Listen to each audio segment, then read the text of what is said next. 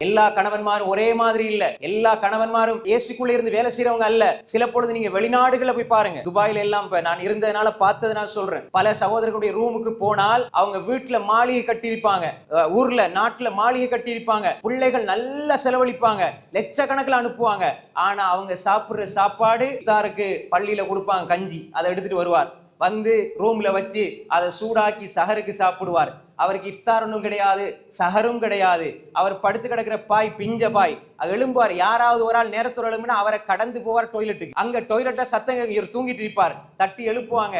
கோப்பையில அல்லாஹ் பாதுகாக்கணும் சகோதரிகளே. இப்படி எல்லாம் ஏன் கஷ்டப்படுறாங்க? இந்த ஊருக்கு வந்தா அவர் பெர்ஃபியூம் அடிக்கிறத பார்ப்பாங்க, அவர் போற ட்ரெஸ்ஸை பார்ப்பாங்க, அவர் போற வாகனத்தை பார்ப்பாங்க, அவர் இருக்கிற நிலைமையை பார்ப்பாங்க. வெளிநாட்டுல போய் நேரடியா போய் பாருங்க, 4 கட்டில் 3 கட்டில் குருவி கூடுகளை போல இருக்கும். மேல ஒருத்தன் போனை போட்டு பாட்டை கட்டிட்டு இருப்பான், ஒருத்தன் எங்கால தண்ணி எடுத்து தண்ணியை ஊத்துவான், ஒருத்தன் டாய்லெட்டுக்குள்ள போவான். 10 பேர் ஒரு ரூமுக்குள்ள இருந்து எவ்வளவு கஷ்டம். எல்லாமே அங்க காலையில் எழும்பி 8 மணிக்கு போனா அந்த டிராபிக்குள்ள போயிட்டு அரை மணி நேரம் லேட் ஆயிரும். அதுல சம்பளத்தை வெட்டி, நீ ஏன் லேட் ஆகி வர, நாளைக்கு கொண்ட வேலையை வெட்டி அனுப்பிடுவேன், வேலையை நான் இல்லாமல் ஆக்கிடுவேன் என்று சொன்ன போஸ் சொல்லிட்டா, அதே யோசனையில மகரிப் நோன்பு துறக்கிற வரைக்கும் இருந்துட்டு வீட்டுக்கு வந்து மனைவிட்டு கால் பண்ணா, நாங்க உடுப்பு எடுக்கணும் 2 லட்சம் அனுப்புங்க, உடுப்பு எடுக்கணும் 3 லட்சம் அனுப்புங்க, பிள்ளைக்கு 5 உடுப்பு எடுக்கணும், 6 உடுப்பு எடுக்கணும், மாமிக்கு எடுக்கணும், மச்சானுக்கு எடுக்கணும் என்று சொல்கிற பொழுது அந்த கணவனுக்கு பேச வார்த்தையே இல்லை. என்ன சொல்லுவார்? சரிமா செஞ்சுதாரம்மா, சரிமா செஞ்சுதாரம்மா. ஆனால் அவர் ஏசப்படுவது, திட்டப்படுவது, அடிக்கப்படுவது, சில பொழுது உதைக்கப்படுவது, சில பொழுது நண்பர்களால் நகைச்சுவைக்கு ஆளாக்கப்படுவது, இழி சொல்லுக்கு ஆளாக்கப்படுவதெல்லாம் யாருக்காக, எதற்காக? என்ற மனைவி என்ற பிள்ளை, என்ற மனைவி என்ற பிள்ளை. ஆனா யாருமே கோல் எடுத்து எனக்கு இப்படி நடந்துருச்சு, எனக்கு இப்படி நடக்குது, இப்படி எல்லாம் நடக்குதுமான்னு யாரும் சொல்றதில்லை. காரணம் என்ன? என்னுடைய பிள்ளை என்னுடைய மனைவி, என்னுடைய பிள்ளை என்னுடைய மனைவி.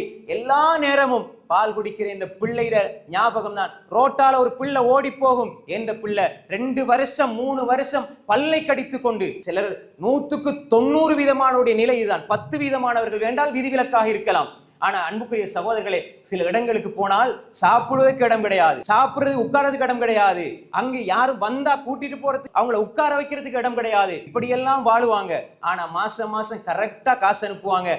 என்ற பிள்ளை நல்லா இருக்கணும், என் மனைவி நல்லா இருக்கணும். அன்புக்குரிய சகோதரிகளே, தாய்மார்களே, இது ஒரு நீண்ட கதை, நாம் புரிந்து கொள்ள வேண்டும்.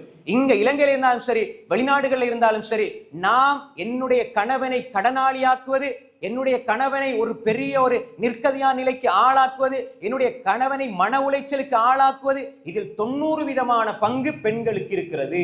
ஆனா தெரியாது. அல்லாஹ் பாதுகாத்த நல்ல சாலிகான பெண்களை தவிர அவங்க ஒரு நாளில் எனக்கு உடுப்பு வாங்கித்தாங்க, எனக்கு நகை வாங்கித்தாங்க